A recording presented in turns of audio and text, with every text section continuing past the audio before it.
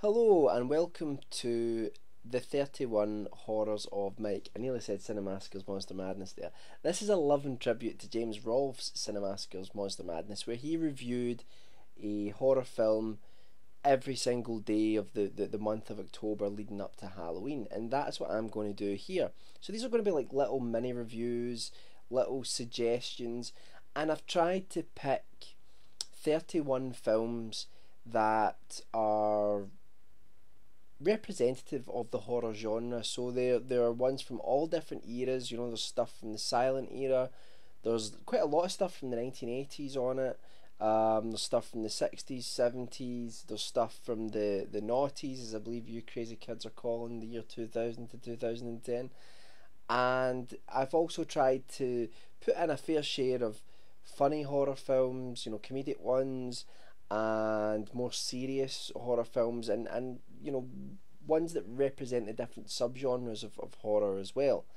So the first film that I'm going to review is Vamp. Vamp was released in 1986. Now it's a sort of teenage vampire film, and in the 1980s there were a number of these films. The ones that Other ones that were made, most people are well aware of, like Fright Night is quite well known, especially recently with the remake. And I think The Lost Boys is probably the most well known one. And there's also Fright Night Part 2, and slightly less known ones such as like my best friend's a vampire. Now this film is called Vamp, let's say released in 1986, and it's to me it's an absolutely forgotten classic. It's a little gem, you know. It's one of those films that you find that no one talks about. You didn't even know it existed. You find it, you watch it, and you're just like, this is an awesome horror film. The story revolves around two characters, Keith and AJ. They are trying to break into like a sort of college fraternity, and in order to do that, to impress the college fraternity that they're trying to get initiated into, they decide to go and find some strippers and bring them back to the fraternity house. So they're driving around town.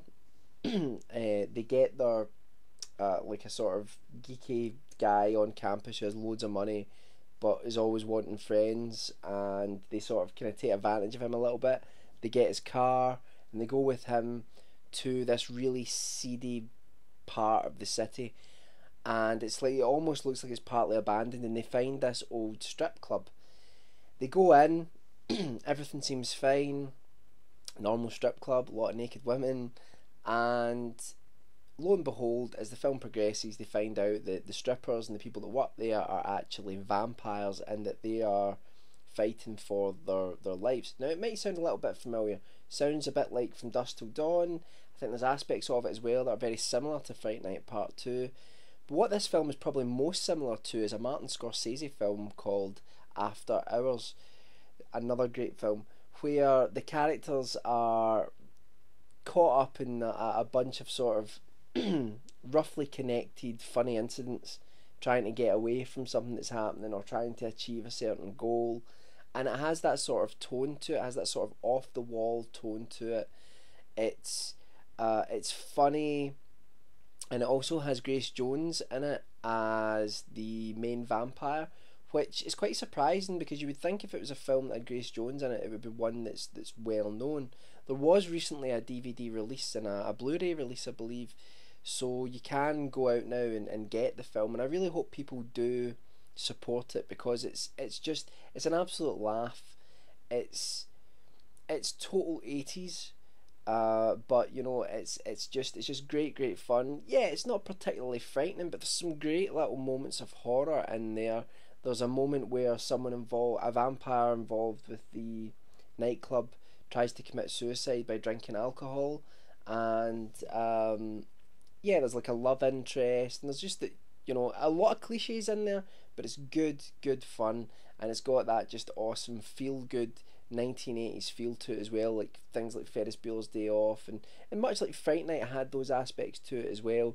It has that sort of similarity. So that's Vamp from 1986. I should have mentioned, yeah, this is the 1st of October, so tomorrow I will be reviewing another film, a little mini suggestion again for you guys, and apologies, I've been so busy doing other things, working on my short film and things like that, that I didn't have time to do like a sort of intro, and I'm doing this on my webcam. And but you know, I hope you guys don't mind that this is a little bit rough and ready. But on to tomorrow, and if you like these videos, you know, subscribe, comment, rate, even thumbs down if you don't like it, because I've got a funny face and an outrageous accent.